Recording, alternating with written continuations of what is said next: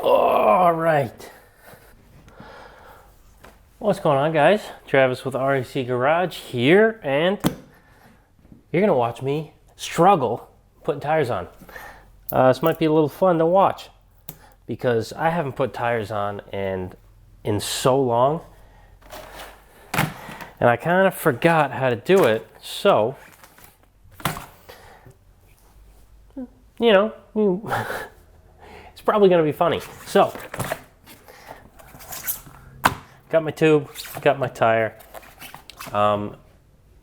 Obviously, don't take anything I do seriously, because as I just told you, I kind of forgot what I was doing. So I do remember that baby powder helps the tube, like, I don't know how you would call it. Helps it slide around.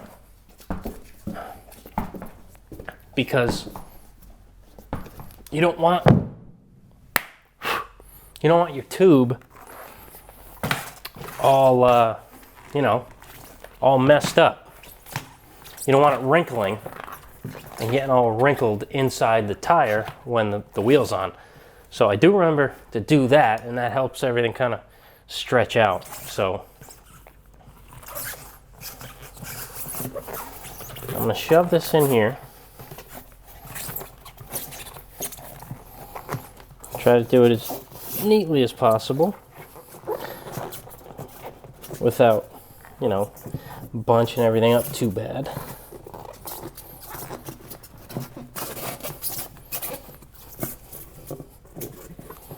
Okay, so now what I'm going to do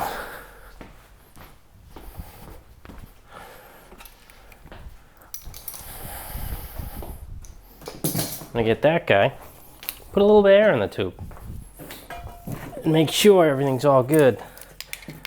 That'll also help it from getting all messed up when you actually put the tire on the rim. Oh yeah, this sucks.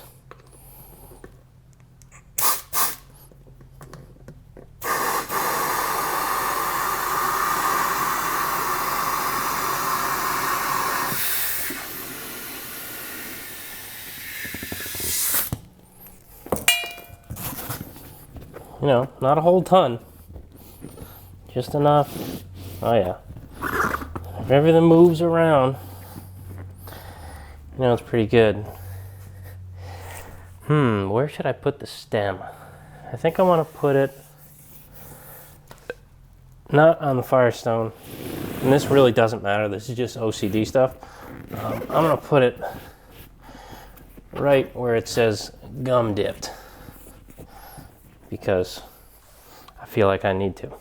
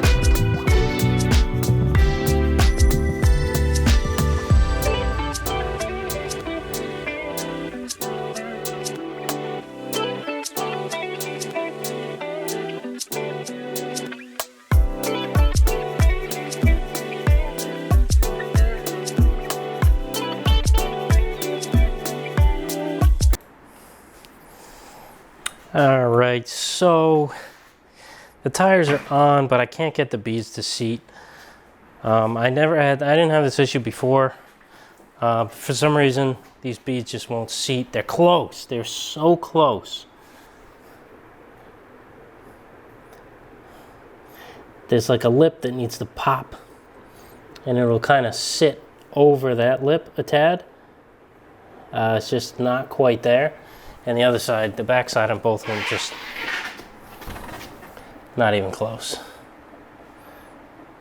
As you can see from here, there should be a bigger space in between there.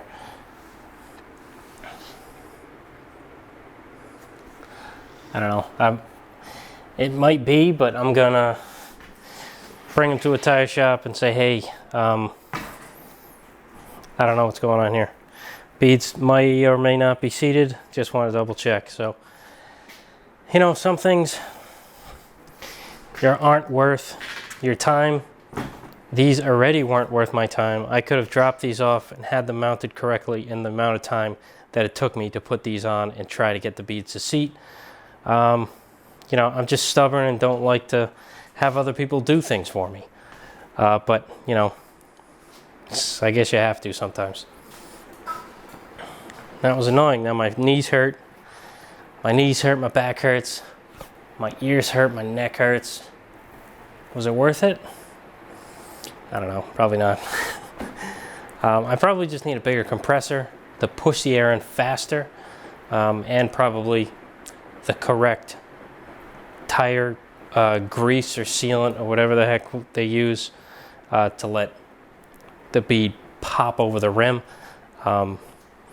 I don't know, I tried some food grade lubricant, that didn't work. Then I used some soapy water, that didn't work. Then I just used wheel bearing grease on the other one, a little bit. I didn't coat it like that video that most of you guys have probably seen that's floating around the internet, where bearing grease like squirts out of the tire as he's filling it up.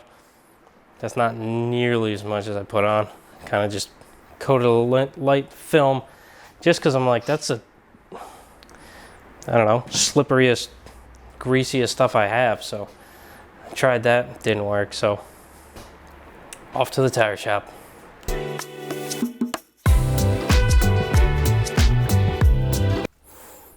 All right, so as you saw, I was grinding down the end of this, and what I had to do here, I forgot to show it. I pressed in the leftover bushings that I took out of the rear springs, I believe. Yeah, I took them out of the rear spring because I used 41 shackles, and the 41 shackle has the piece, I don't know, the piece that goes through the spring is 3/4 of an inch, and this bushing makes it so normal. I don't know what I'm trying to say, but I didn't use these bushings that were in the spring, so I'm using them now, but they're just a little long, so I pressed them in and then I'm trimming them to fit. I could have trimmed them and then did it, but it was easy enough to just hit it on the grinder quick. So now it's flush to the edge. I did it so I just kissed the edge of these shackles. These are Roadster supply. Yeah, I think that's what it is. Roadster supply. I got these from Millworks Hot Rod. So if you need their stuff, go hit them up. So I want to do that to the other one, and then I can put, hopefully, yeah. Now that fits on there nice.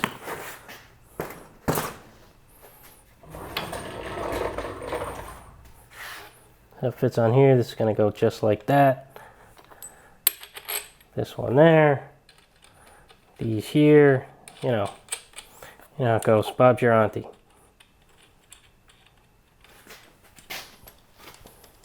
If it would thread on. There we go. All right. There you go. Done. Yeah, whatever. I think there needs to be some tweaking done here. This isn't quite fitting on there. Oh, I think there's a burr on the edge of this. I did notice that before I put them on. Yeah, so I got to take care of the burr. But other than that, it's ready. I'll loosely fit this up like I just did, and then I'll put the purge pins through the through the wishbone and the axle. I like to do it that way instead of trying to pry this apart. I feel like if you can get this in on an angle and kind of force it in, it works out better. It doesn't really mess up the threads. Might mess up a couple, or the first one, but then you just gotta, you know, massage it back straight. But that's the easiest way to get them in. May not be the correct way, but you know, I don't care.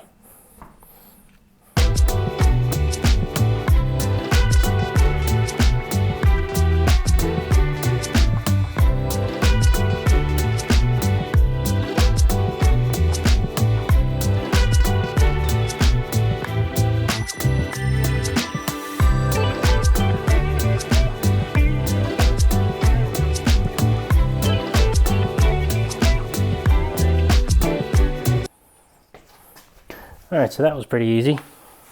Got these on here, got the mounts for my lower shocks on, but you know, they're not tight or anything. Because I'm not sure if these sit the other way, like flip, so it's here. I think it's out here, yeah, because it's on an angle. But, yeah, I don't know. There's no real reason to tighten them up yet. Or is there? Yeah, because I might add another leaf in here. I'm not really too sure. That's why I'm also not cutting this stud yet, or that bolt that holds all the leaves together. I read up on a forum. I forgot how many leaves I put in the fronts, but I looked up and the guy said he had 5 leaves in front and rear, and the thing rode perfect. And I don't know how he was counting them, if it's 5 and the main, or it's including the main, but I have the main, then 1, 2, 3, 4, 5. So I got what he had or an extra one. I'm not too sure, but I guess we'll find out. And I have the rest so I can add one if I need to. So that's why I'm not tightening everything up yet. Yeah, so I guess the only thing now, I need to bring these 750s to the tire store and have them seat the beads correctly because, you know, I'm incompetent at mounting tires apparently. I can mount them, I just can't set them. So that's the only thing stopping me, because once those are done, I can swap these with the fronts, put the fronts on the front end, and then put the front end under the car. And then we can start, you know, having some real fun with it. Mocking up the flathead in it. And I also got a nice, fun, dandy piece from Millworks Hot Rod, courtesy of, or I got something from Old Yankee Speed, courtesy of Millworks. They supply all of the Old Yankee Speed co-products. This here is an amazing piece of kit. This mounts like that here on the back of the bell housing of your flathead, like actually on your transmission. The 2 bolts down there, and you can even send one through if you want. And there's your wishbone mount. So you can run a Model A wishbone like I am without the pan interfering. So it drops down your drops down the wishbone, clears the V8 pan, and while it's doing that, also angles back your axle. So you know when you lower these hot rods, and usually when people split the bones, they cut them here to add more caster. This puts it in for you. So I might not need to mess with it. We'll see when I put it on there. But this is very nice. For those of you who don't like to split your bones, because, I don't know, there's a big heated debate. Split, unsplit. I don't know. I like them unsplit. It kind of works the way it should work. And, you know, you're not ruining. I know Model A's, they made millions of them, but eventually, if we keep cutting them, there's not going to be as many.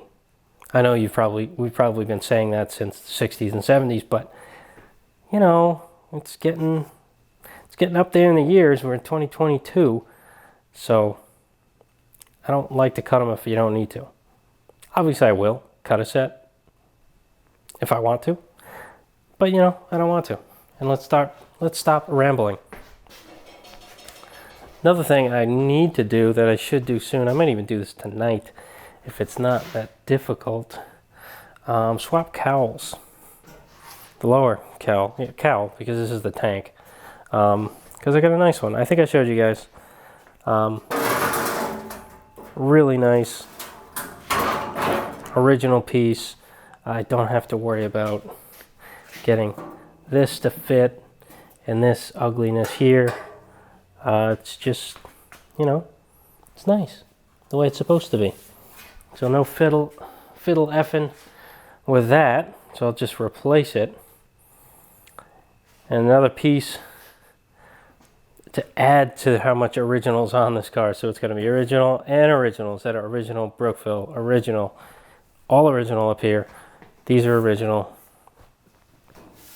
So after that, it's just the doors in the back are Brookville, which is cool. I like putting as much original stuff as you can. I think it's worth more, but you know, each his own. It all looks the same in the end of the day. So, all right, let's see if we can get this tank unbolted and swapped out.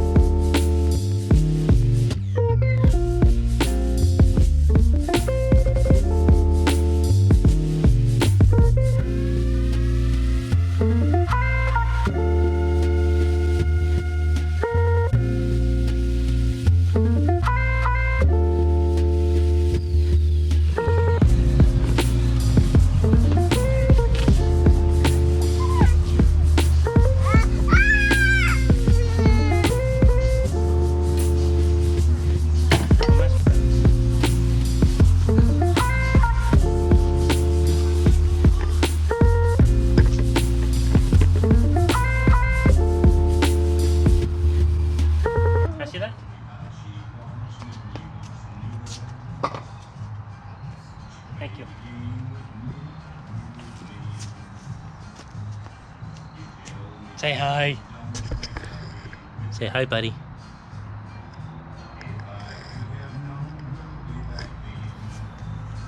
Oh, okay. All right, so so as you saw, I swapped the front end in. Sketchy, yes, I know. Whatever, I don't care. I do need to get a new jack. You guys tell me that all the time. I need to do it. But got the big and littles, 750 16s back there, 600 16s up front, all wide fives all around.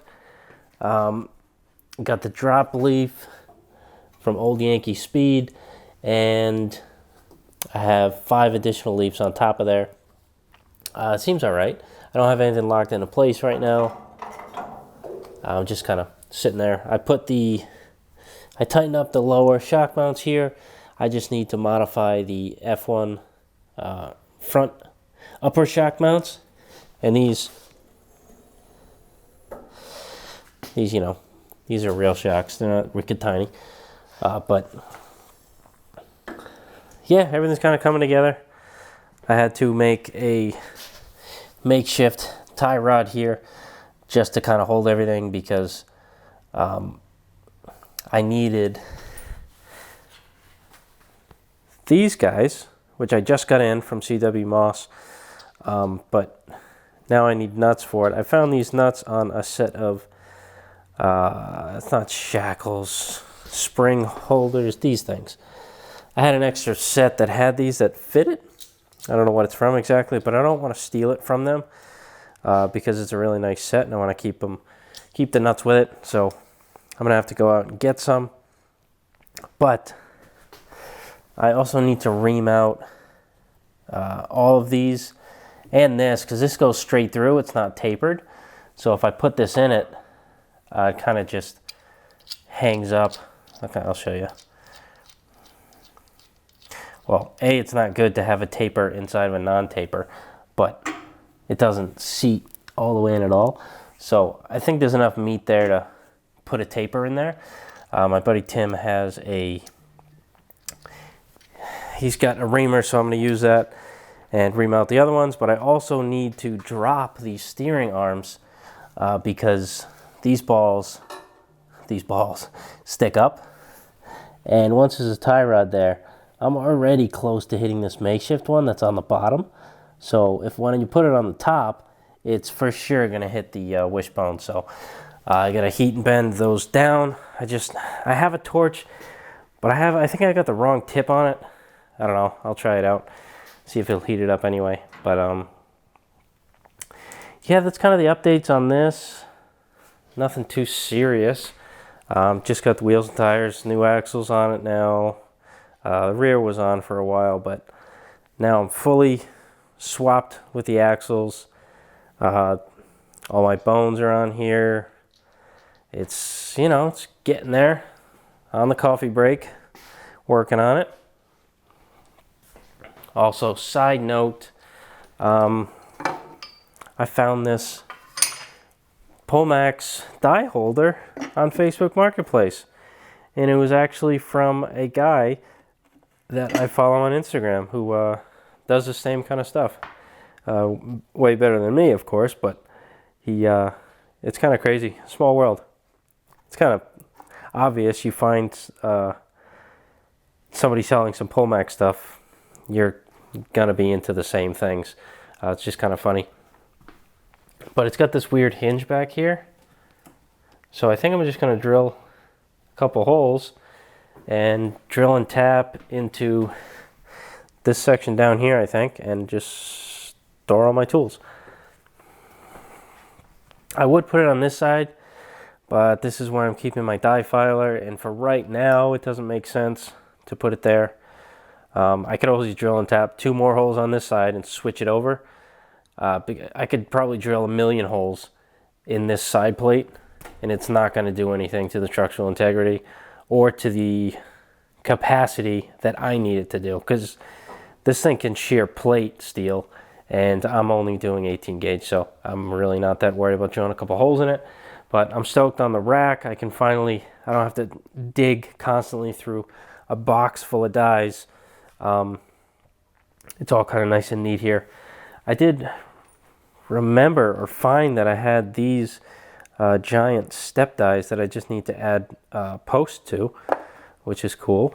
And I need to figure out a solution to hold these in here because, you know, it's the same size as the hole, and it's a little deeper than these are tall.